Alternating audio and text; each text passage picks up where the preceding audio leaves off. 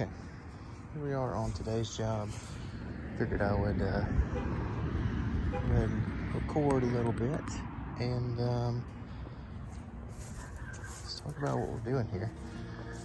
The lawn itself done absolutely nothing. I'm technically here for a leaf cleanup, but as you can see, in 3 weeks we got 4 leaves to clean up. So what we ended up doing, trimmed up this butterfly bush over here. It's a pain in the neck. Went ahead and scooped out all the limbs and junk, and found a couple leaves that we can clean up. So we'll do that. We'll blow it out, just sort of this way somewhere. And normally I would blow all the leaves this direction and pile them up in the back somewhere, and we collectively choose to pretend like they're not there. It just seems like a good way to go about it. But only having 3 or 4 leaves, what I think I'll do, I think I'll put the old Moruski on number 4. And it won't do anything to the grass. Probably won't do anything to the leaves. But it might leave a couple lines on the lawn and make it look like it did something to it. It's gonna count for something, right? But the leaves surprisingly all fell pretty quickly this year. Normally I don't have this few until February, March, but here we are. Go ahead and get these limbs up, get these leaves blown out, and then we will take old Reliable here, put her on forward, and see if we can't get some lines going on here.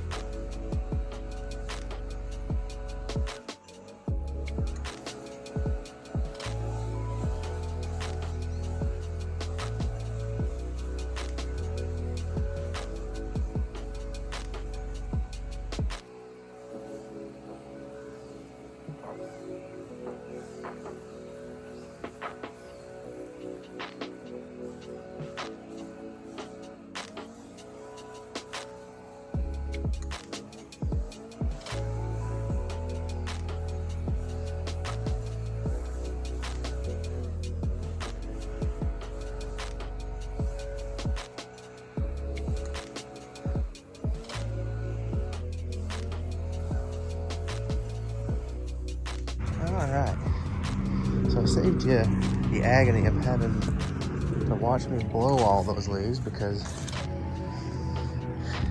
they're back there now in the out of mind pile.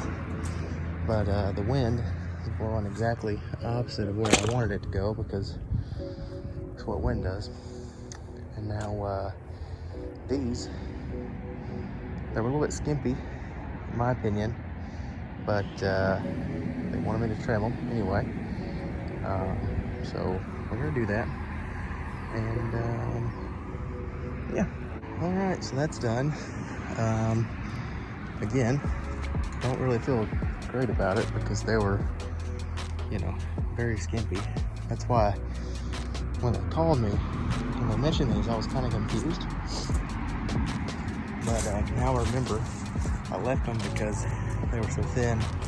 You know, these things under the shade of this tree in the house, they don't really have a good life. You know, they're not happy little plants. You know, this one on the corner is a decent one, but all the others are, you know, they're being beat up by the big brother here, I guess you could say. But hey, one thing, while I was doing this, sorry if it's windy, but oh well, before I get into that, yeah, this is done. We'll blow out all the giblets here. I put the limbs of this in the truck. I did not put them in the out of sight pile because they're a little bit too big and they'll take a lot longer to degrade. So those are in the back of the truck. I'm gonna blow the giblets out and mow over everything with the mower for some mulching action. But while I was doing this, somehow, for the life of me, cannot figure out how in the world I let it happen. Just not paying attention, I guess, at all.